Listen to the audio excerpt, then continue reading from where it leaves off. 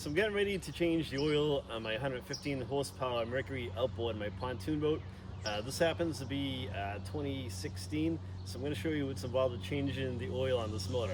So the first thing we're going to do is I'm going to hit my trim button right here, and we're going to tilt the motor all the way up until it stops and let it sit for a minute so that all the oil comes out of the sump. All right. You gotta let the motor sit like this for a second. Then once the engine's sat for about a minute or two, you gotta lower it back down. And then we can start draining the oil out of it. Yeah, pretty good right about there. Okay, so now we're gonna take the cover off the top of the engine. There's a lever right here, kind of goes up.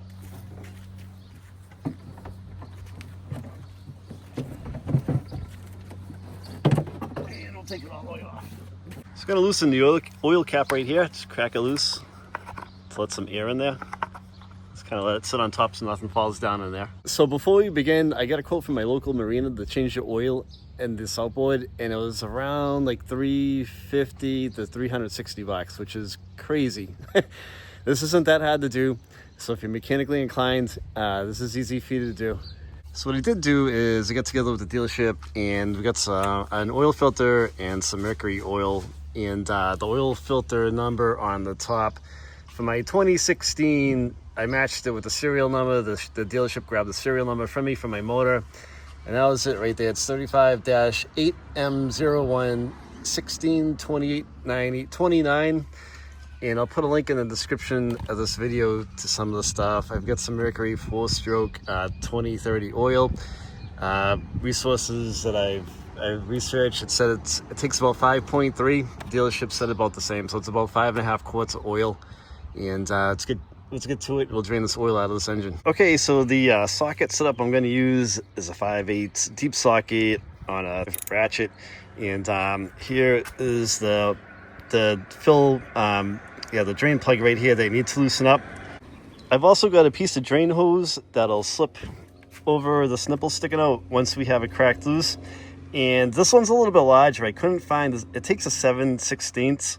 From what I researched online, I couldn't find one at my local hardware store. I searched a couple. So this is a piece of 5/8. I'm gonna have to hold it in place as it drains out. But if you get, and this is inside diameter, so if you get a 7/16 inside diameter, it should press right over here and stay in place for you.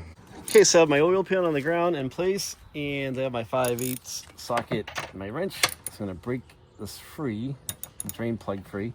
Okay, now it's loose. All right, so now that it's loose, let me get my tube in place. I loosen this by hand, and every time I'm over Steve's, if you watch our automotive videos, I make a mess. So hopefully I won't make a mess there in my driveway. I'll save that for his place. So, all right, here we go. We're going down, and I'm gonna hold that in place. I gotta get the correct releases, but I'm gonna make do for this, and it's not a big deal. So I'm gonna hold the hose in place, and I'm gonna let this all drain out into my oil catch pan right here. So I couldn't believe the amount of money it costs to have a marina do this. This isn't that hard on these boats. These are way easier to work on, these pontoon boats, the outboards, than having an inboard outboard. I had an 89 Sea Ray, if you watched those videos, and I show you how to tune up and do oil changes on a 4.3 Merc Cruiser. And it wasn't too bad. The oil was a little bit of a pain, but we show you how to get around it. So I'm kind of liking this boat a little bit more. It's way more user-friendly as far as servicing it. All right, I'm gonna finish draining this, and I'll get back to you in a second. All right, so I finished draining the oil out of the engine. Just gonna tighten the drain plug back up. And grab the rag and tighten it by hand. It's hard to get your hands in there. So you just want to snug right now. Okay, should be good. Wait, you don't want to crank down on it, just make sure it's snugged up. Wipe off any oil that might have got onto your motor. That's all set. Right, so before we put the oil back in, we're gonna take the oil dipstick, pull it out, And we're gonna wipe off any oil that's on the dipstick, and we'll put it back in. Okay, so before we fill the engine up with oil, we're gonna take the old oil filter off. It's right here on the side of the motor. It's right in your face. It's easy to get to. I got an oil filter wrench right here. I don't know what size it is. I had it in my shop. It doesn't seem to say on it, but it's pretty small. So I'm gonna press this on, make sure it's caught, and I've got a extension to get in there. Gonna put a rag underneath it to help catch any oil once we break it free. I still have my oil pan underneath me on the ground, so I can quickly remove this. And all right, somebody really muscled on this oil filter. This is ridiculous. I just had to tap this oil filter wrench on with a rubber mallet, like gently tap. I had to do that to break this thing free. And it's kind of a bad day if you get this stuck on there, but not as bad as if it was an inboard outboard. Trust me on that one. Right, the oil filter is free, and there's a little oil in here, so there's a little catch basin right here. This is my first oil change with this motor, so that's right there, but I'm gonna soak that up with my rag. Oop. Try not to spill it. I got a bunch of rags in the shop, so I'm gonna get this out of here. All right, so I have the oil filter off. I have all the oil wiped up in this little pan right here that's under it. There's a plug right here, and I haven't seen anybody mention this on the internet, but there's a plug right here that you can pull out to maybe put a hose on it and down into the pan too as well. I'll have to dive into that and see what that's all about afterwards. But this is all wiped up.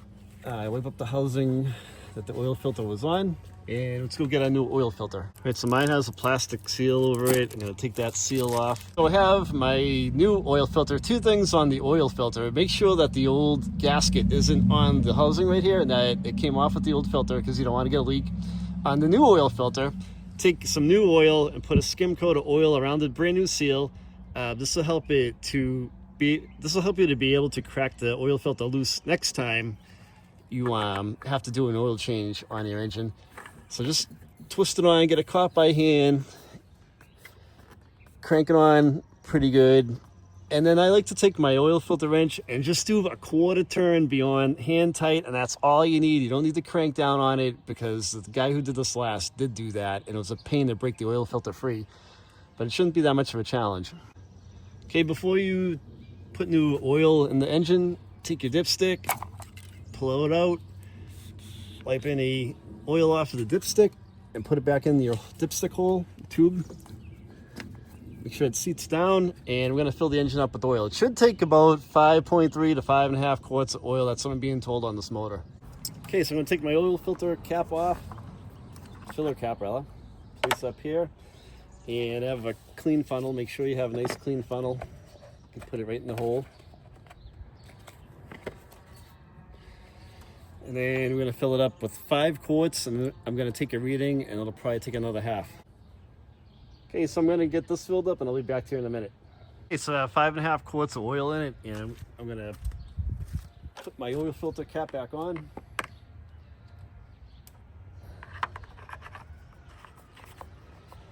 So that's good. And I'm gonna pull the oil dipstick. It's right here. I'm gonna wipe it off, and I'll put it back in and take another reading.